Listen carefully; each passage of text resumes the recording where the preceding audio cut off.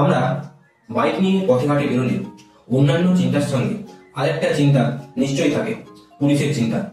চলুন আজ একদম সংক্ষিপ্ত আকারে আমরা জেনে নিই এই সমস্ত সতর্কতা যেগুলি আমাদের পুলিশের হাত থেকে বাঁচাতে সাহায্য করবে।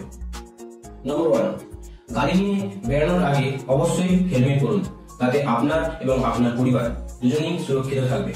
এবং তা না হলে 2025 সালে মোটর ভেহিকেল অ্যাক্ট অনুযায়ী আপনার 1,00,000 টাকা জরিমানা এবং আপনার লাইসেন্স 3 মাসের জন্য স্থগিত হতে পারে। 2 নম্বর, অবশ্যই আপনার বৈধ লাইসেন্স নিয়ে তবেই বাইরে বেরোন। 3 নম্বর, আপনার গাড়ির যেন বৈধ রেজিস্ট্রেশন সার্টিফিকেট থাকে। 4 নম্বর, আপনার গাড়ি অবশ্যই ইন্স্যুরেন্স থাকা অতি আবশ্যক, না হলে প্রথমবার 2,000 টাকা এবং দ্বিতীয়বার 4,000 টাকা জরিমানা হতে পারে। 5 নম্বর, আপনার গাড়ির যেন পলিউশন সার্টিফিকেট থাকে। 6 নম্বর, অবশ্যই নজর রাখবেন 2 চাকার গাড়িতে 2 জনই আইনসম্মত। 7 নম্বর, গাড়ি চালানোর সময় অবশ্যই ট্রাফিক সিগন্যাল মেনে চলবে এবং তা না হলে আপনার 5,000 টাকা জরিমানা হতে পারে।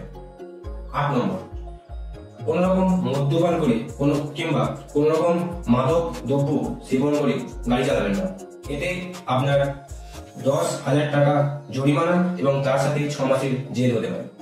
9 নম্বর, বেপরোয়া গাড়ি চালাবেন না, এতে আপনার 5,000 টাকা জরিমানা হতে পারে। 10 নম্বর, নজরে রাখবেন আপনার গাড়ি যেন ফুটপাথের উপর দিয়ে না যায়।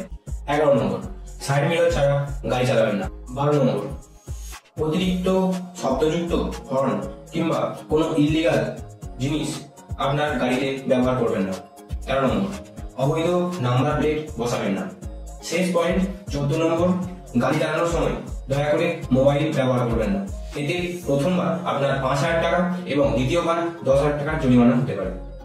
কমেন্ট করে জানান যে আপনি উপরোক্ত এই কারণগুলি ছাড়া আর অন্য কোনো কারণে পুলিশের কবলে পড়েছেন কিনা।